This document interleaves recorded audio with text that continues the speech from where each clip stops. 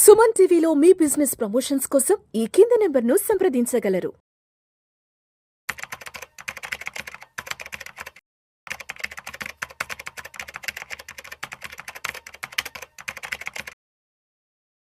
Welcome to Vishnu talks. నేను మీ విష్ణు. ప్రస్తుతం నాతో పాటు NISM and Crisil certified wealth manager Revanth Chalmala ఉన్నారు. వారితో మాట్లాడదాం.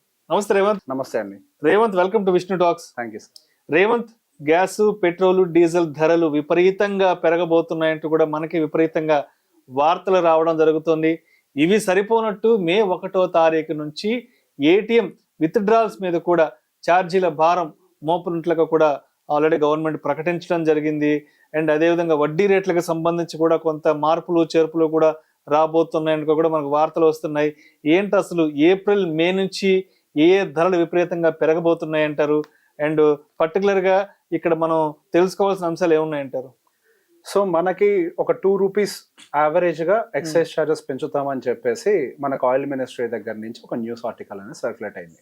సో దానికి సంబంధించి ఆల్రెడీ రకరకాల పొలిటికల్ స్టాండ్స్ కూడా చాలా మంది తీసుకున్నారు.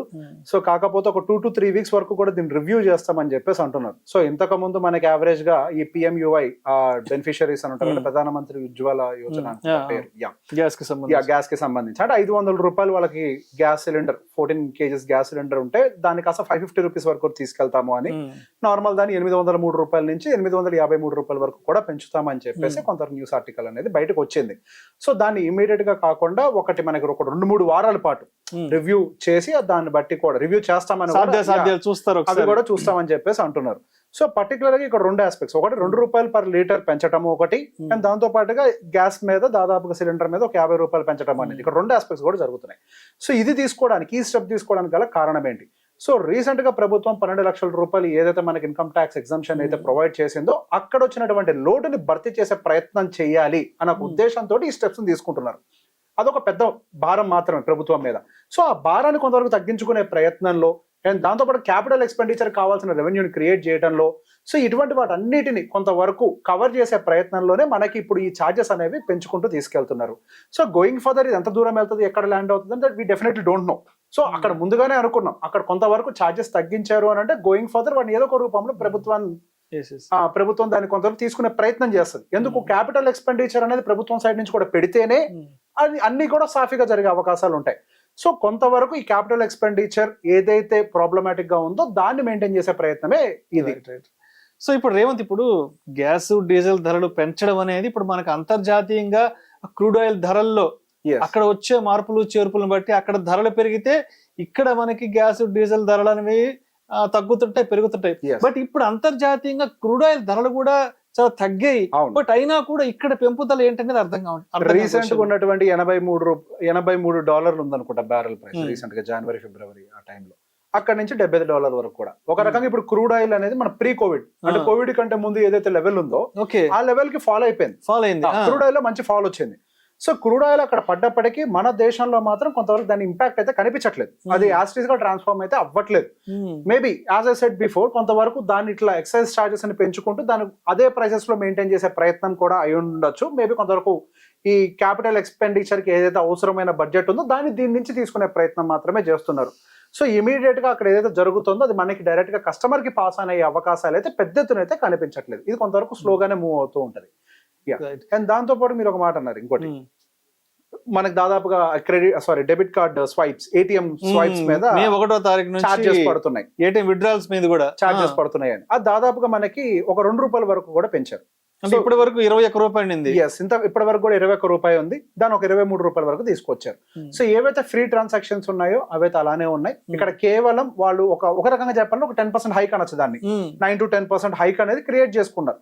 సో దాన్ని మనం పూర్తిగా తప్పుపట్టడానికి కూడా లేదు. ఇన్ఫ్లేషన్ పార్ట్ ఆఫ్ ఇట్, కొన్ని చార్జెస్ ఏవైతే పెరుగుతుందో దాంతో పాటుగానే పెంచింది కానీ చూడాలి, కానీ అక్కడ ఏదో పెద్ద ఎత్తున భారం మోపేస్తున్నారు అన్నదని అంటే ఐ డోంట్ థింక్ సో. అది భారం కింద మనం పరిగణించాల్సిన అవసరం అయితే లేదు.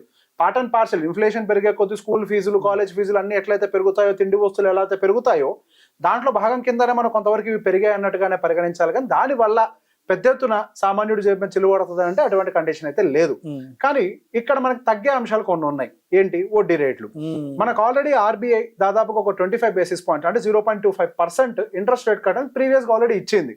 అండ్ ఏప్రిల్ 9వ తారీఖున మరొక 25 basis points interest rate cut ఉండొచ్చు అని ఒక యాంటిసిపేషన్ అని కూడా ఉంది. సో ఇంట్రెస్ట్ రేట్ కట్ గనక జరిగినట్లయితే డెఫినెట్ గా పెద్ద మొత్తంలో మాత్రం ఈఎంఐస్ లో చేంజెస్ తీసుకొచ్చే అవకాశాలు అయితే ఉన్నాయి. పర్టికులర్ లాంగ్ టర్మ్ ఈఎంఐస్ కావచ్చు, ఇవేమైనా కానివ్వండి, ఇవి కొంతవరకు ఇంపాక్ట్ చూపిస్తాయి. అటు హౌసింగ్ లోన్ మీద ఇంపాక్ట్ చూపిస్తుంది అండ్ వెహికల్ లోన్ మీద ఇంపాక్ట్ చూపిస్తుంది. ఇట్లా వీటన్నిటి మీద కొంతవరకు ఇంపాక్ట్ చూపించే అవకాశాలు ఉన్నాయి. కానీ ఇక్కడ దీంతో పాటుగా అవి తగ్గిస్తాయి. ఆర్బీఐ తగ్గిస్తుంది నిజమే, అండ్ బ్యాంక్స్ కూడా కొంత తగ్గిస్తాయి నిజమే. కానీ నిజంగా మీరు ఆ బెనిఫిట్ ని తీసుకుంటున్నారా లేదా అనేది పెద్ద ప్రశ్న. రీసెంట్ గా నా దగ్గరకు వచ్చినటువంటి క్లయింట్స్ లో ఈ సమస్యను గమనించాను. అక్కడ కొంతవరకు ఇంట్రెస్ట్ రేట్ కట్ వచ్చినప్పటికీ అది డైరెక్ట్ గా కస్టమర్ కి పాస్ ఆన్ అవ్వలేదు. అది ఇండివిజువల్ గా ఒక్కొక్క ఆర్గనైజేషన్ కు ఉండేటువంటి రూల్స్ మీద డిపెండ్ అయి ఉంటుంది. మీరు వచ్చి మాకు అప్లికేషన్ ఫామ్ ఇవ్వాలని అంటారు, లేదా ఒక లెటర్ పంపించాలని అంటారు, ఏదో రకరకాలుగా ఉన్నాయి. ఒక్కొక్క ఆర్గనైజేషన్ ఒక ఎన్బిఎఫ్సిస్ కి అయితే కొన్నిలాగా, బ్యాంక్స్ కి అయితే కొన్నిలాగా, పిఎస్యూ బ్యాంక్స్ కి అయితే కొన్నిలాగా. సో ఒక్కొక్క దానికి ఒకలాగా ఉన్నాయి. సో అది ఇంట్రెస్ట్ రేట్ కట్ అనేది మీ దాంట్లో ఇంప్లిమెంట్ అయిందో లేదో కూడా చెక్ చేసుకొని, ఒకవేళ ఇంప్లిమెంట్ కాకపోతే మీరు డైరెక్ట్ గా ఒకసారి బ్యాంక్ దగ్గరకో, బ్యాంక్ మేనేజర్ దగ్గరకో వెళ్ళి మీరు ఆ ఇంట్రెస్ట్ రేట్ కట్ ని మీరు మీ లోన్ లో ఇంప్లిమెంట్ అయ్యేలాగా చూసుకోవాలి. లేకపోతే మనకి అక్కడ ఇంట్రెస్ట్ రేట్ కట్స్ వచ్చినప్పటికీ ఆ బెనిఫిట్స్ మనం తీసుకునే అవకాశాలు అయితే లేవు. సో గోయింగ్ ఫర్దర్ తగ్గేవి ఉంటాయి, పెరిగేవి ఉంటాయి. ఏదైతే ప్రభుత్వం బర్డెన్ తీసుకుంటుందో ఆ బర్డెన్ ని కొంచెం కొంచెంగా ప్రజల మీద పాస్ ఆన్ చేస్తూ ఉంటుంది. ఇక్కడి నుంచి అడ్వాంటేజెస్ ఇచ్చేవి ఇస్తూనే ఉంటుంది. బట్ ఓవరాల్ గా ఈ రెండిట్లో ఇక్కడ ఇంట్రెస్ట్ రేట్ కట్ జరుగుతోంది, ఒకవైపుగా ఈ హైక్స్ జరుగుతున్నాయి. ఈ రెండింటిలో నుంచి యావరేజ్ అడ్వాంటేజ్ ఎక్కడ జరుగుతుంది అంటే డెఫినెట్ ఇంట్రెస్ట్ రేట్ కట్ నుంచి ఎక్కువ డబ్బులు అనేవి సేవ్ అవుతూ ఉంటాయి. సో ఓవరాల్ గా ఇది కొంతవరకు బ్యాలెన్స్ చేసే ప్రయత్నమే కానీ మనం పెద్ద ఎత్తున దాని భూతద్దంలో చూడాల్సిన అంశం అయితే కాదు అది. Right. Thank you so much Revanth. Welcome అండి.